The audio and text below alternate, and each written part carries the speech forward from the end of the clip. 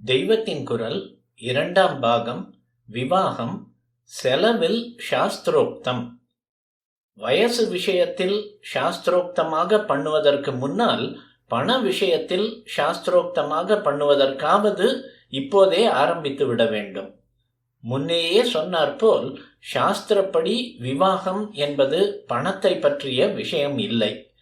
வேறொன்றும் சாஸ்திரோக்தமாக பண்ண நமக்கு மனசோ தைரியமோ இல்லாவிட்டாலும் கல்யாணத்தை எகனாமிக் ப்ராப்ளமாக பண்ணாமல் இது ஒன்றையாவது சாஸ்திரப்படி வெகு சிக்கனமாக நடத்த பார்க்கலாம். விவாகம் என்பது சந்தியாவந்தனம் மாதிரியான செலவில்லாத ஒரு வைதிக கர்மாதான்.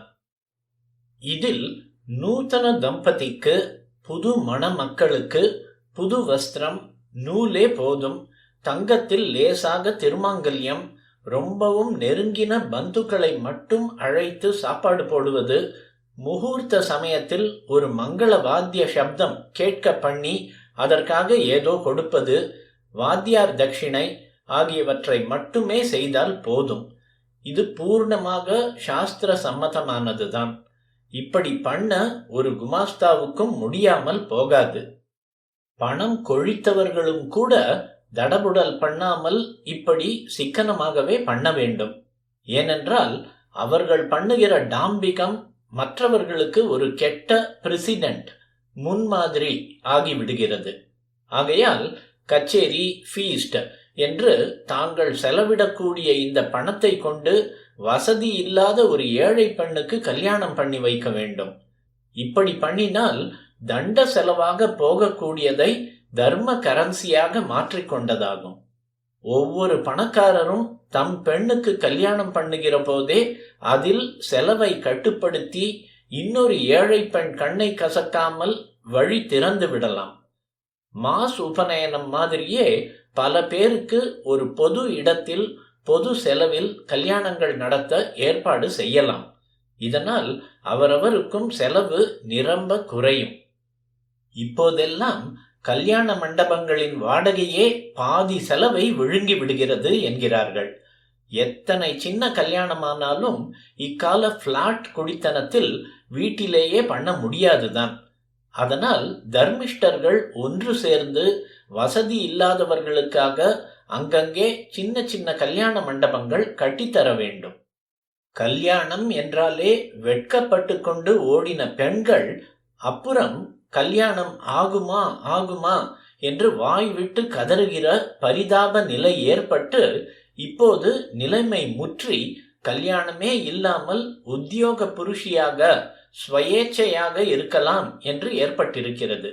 இதனால் நம் பண்பாட்டின் ஜீவ நாடியான ஸ்திரீ தர்மம் வீணாகி வருகிறது. நடக்கக்கூடாததெல்லாம் ஒவ்வொரு இடத்தில் நடந்து விடுகிறது. இதிலே வயிற்றெரிச்சல் என்னவென்றால், இந்த தப்புகளை திருத்தல் வேண்டும் என்ற வேகம் யாருக்கும் வராதது மட்டும் இல்லை, சைக்காலஜி அது இது என்று சொல்லிக்கொண்டு இந்த தப்புகளையே விஸ்தாரம் பண்ணி அவற்றுக்கு சமாதானமும் சொல்லி கதைகள் எழுதி சினிமாக்கள் எடுத்து இதனாலேயே இதை நன்றாக அபிவிருத்தியும் பண்ணி வருகிறார்கள். கேட்டால் கேட்பதற்கே ஆள் இல்லை. எழுத்து சுதந்திரம், கல்பனை சுதந்திரம், கலா சுதந்திரம் என்பார்கள். சாஸ்திரத்தை தவிர எல்லாவற்றுக்கும் குடியரசு யுகத்தில் சுதந்திரம் ஏற்பட்டிருக்கிறது. விவாகம் சாஸ்திரப்படி பொருளாதார விஷயம் இல்லை என்பதில் ஆரம்பித்தேன். எல்லாம் சரி, ஆனால் சாஸ்திரத்தில் 4 நாள் கல்யாணம் சொல்லி இருக்கிறதே, 4 நாள் விருந்து சாப்பாடு, சத்திர வாடகை என்றால் செலவாகுமே என்கலாம். 4 நாள் கல்யாணத்தை பற்றி சொல்கிறேன். சாஸ்திரத்தில் தாரித்ரியம் உண்டாக்குவதற்காக கர்மானுஷ்டானங்கள் சொல்லப்படவில்லை. விவாகம் பண்ணுகிறது ஒரு நாள் தான். அப்புறம் 3 நாள் மாப்பிள்ளை தன் சொந்த வீட்டில் பிரம்மச்சரிய தீட்சையோடு இருக்க வேண்டும். அந்த காலத்தில் மேளம் வேண்டாம், நலுங்கு வேண்டாம். மாற்ற விரும்புகிறவர்கள் இப்படி மாற்றலாம். இதுதான் வாஸ்தவமான சீர்திருத்தம், ரிஃபார்ம். பிள்ளை அகத்துக்காரர் இதை செய்யலாம். 1 நாள் கல்யாணம் உங்கள் அகத்தில் செய்வேன், பாக்கி 3 நாள் எங்கள் அகத்தில் செலவில்லாமல் பண்ணுவேன் என்று சொல்லிவிடலாம். கல்யாணமான மறுநாள் கிரகஸ்தன் ஔபாசனாக்னியை தன் வீட்டிற்கு கொண்டு வர வேண்டும். அப்படி ஔபாசன குண்டத்தை எடுத்துக்கொண்டு வரும் போதும், வண்டியில் வைக்கும் போதும், நுகத்தடியில் மாடுகளை பூட்டும் போதும், வழியில் வைக்கும் போதும், மறுபடியும் வண்டியில் வைக்கும் போதும் சொல்ல வேண்டிய மந்திரங்கள் இருக்கின்றன.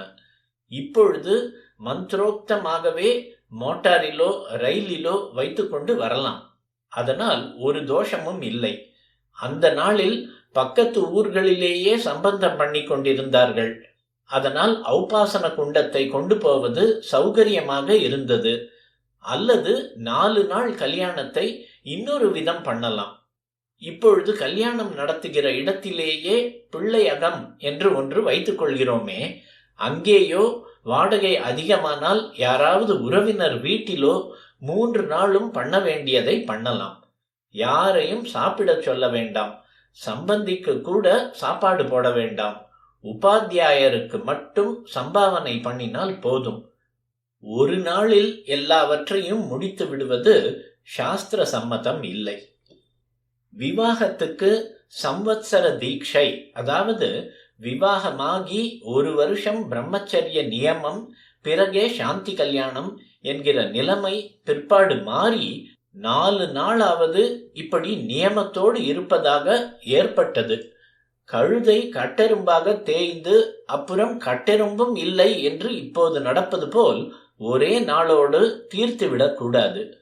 3 நாள் ஔபாசனம் நிச்சயம் செய்ய வேண்டும்.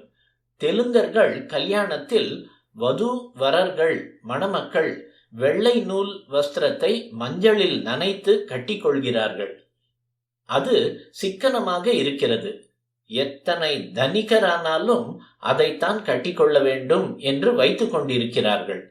உத்தர தேசத்திலும் சாதாரணமாக சாமானிய வஸ்திரங்களைத்தான் பெண்கள் கட்டிக்கொள்ளுகிறார்கள். இங்கே நாமும் அப்படி செய்ய ஆரம்பிக்கலாம். பிரவேச ஹோமம் என்று விவாக காலத்தில் ஒன்று செய்வதுண்டு. இது வரன் தன் வீட்டில் பிரவேசிப்பதற்கு பண்ணுவது. விவாகாக்னியை எடுத்துக்கொண்டு போய் ஔபாசன ஹோமத்தை தன்னுடைய வீட்டில் அவன் பண்ண வேண்டும். அங்கே பண்ணுவதற்குத்தான் ஔபாசனம் என்று பெயர். சௌகரியத்தை உத்தேசித்தும் சாஸ்திர சம்மதமாகவும் நான் முன்னே சொன்னபடி பிள்ளையகத்தார் வந்து தங்கும் ஜாகையிலே செய்யலாம். கோவிலுக்கு போய் 1 நாள் கல்யாணம் பண்ணிவிட்டு வந்து விடுவது என்பது தப்பான காரியம். பார்ட்டி, ரேஸ் என்று செலவழிக்கிற பணக்காரர்களும் 4 நாள் ஒரு சாஸ்திரோக்த சடங்கு செய்ய பிடிக்காததாலே இப்போதெல்லாம் கோயிலில் போய் தாலி கட்டி ஒரு வேளையோடு முடிக்கிறார்கள். பணக்காரர்கள் அப்படி செய்ய ஆரம்பித்தால் ஏழைகளும் பின்பற்றி கெட்டு போவார்கள்.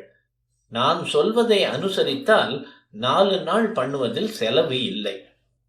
பெண் ருத்துமதியான பின் விவாகம், அதுவும் 1 நாள் கல்யாணம், மறுநாளே அவளை புக்ககத்துக்கு அழைத்து போவது என்பதில் ஏற்பட்டிருக்கிற இன்னொரு விபரீதம்தான் விவாகத்தன்றே சாந்தி கல்யாணம் பண்ணுவது. விவாகமானவன் திரிராத்திர தீட்சையோடு இருக்க வேண்டும் என்பது அத்தியாவசியம்.